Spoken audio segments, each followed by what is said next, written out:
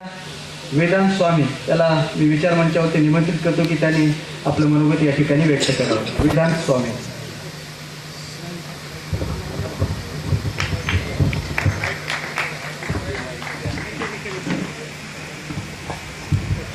छत्रपती शिवरायांचा इतिहास देशाचा सांगणारे थोर क्रांतिकारी अण्णाभाऊ साठे यांच्या विचाराला व प्रतिमेला वंदन करून मी माझ्या भाषणाला सुरुवात करतो। आजच्या कार्यक्रमाचे अध्यक्ष व विचार मंचावर उपस्थित बसलेले बंधू आणि भगिनींनो, अण्णाभाऊ साठे यांचे मूळ नाव तुकाराम भाऊ साठे।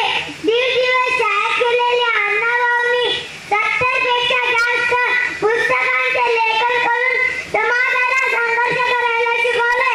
जग बदल घालून घ्यावं, सांगून गेले भीमराव, अशी गर्जना त्यांनी केली। अन्यायाच्या शहरात त्यांनी गाव घातले, कष्टातूनच माणसाचे जीवन संपन्न बनते, असा संदेश त्यांनी दिला। ही पृथ्वी कशाच्या मस्तकावर तरलेली नसून दरितांचा तळावर तरलेली आहे, हे त्यांचे गाजलेले विधान म्हणजे शोषणावर घातलेलं गाव आहे। अण्णाभाऊंनी आपली सर्वात लोकप्रिय कादंबरी फकीर आणि डॉक्टर आंबेडकरांच्या सुधारणी अर्पण केली आहे।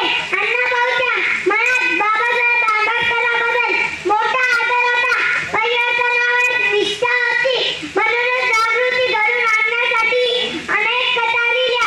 प्रथम म्हणा महात्मा चरण, छत्रपती शिवचरण, समवेत जातो कवना, अशी गर्जना करणारे अण्णाभाऊ साठे नव्या समाजासाठी आयुष्यभर संघर्ष करीत राहिले। जय जय महाराष्ट्र। धन्यवाद। वाटतंय की आता आपली अस्मिता ही आबाळभर झालेली आहे। अंधाराने सूर्य पाहिला तेव्हा शब्द म्हणाले, रक्तात पेटलेल्या अगणित सूर्यानो आता क्रांतीच्या आगी लावी चला। अतिशय क्रांतिकारी विचार या ठिकाणी वेदांत स्वामीने आपल्या समोर ठेवलेले आहेत। तेव्हा वेदांत स्वामीचा सत्कार करण्यासाठी मी उमेशदादा पोळे साहेब त्यांना विनंती करतो की आपण वेदांत स्वामी यांचा सत्कार करायचा आहे। नांदेडच्या अनेक व्यासपीठावरून वेदांत स्वामी हा बोलत असतो। एक बालवक्ता म्हणून तो मराठवाडाभर प्रसिद्ध आहे। नेटवरती अण्णाभाऊ साठे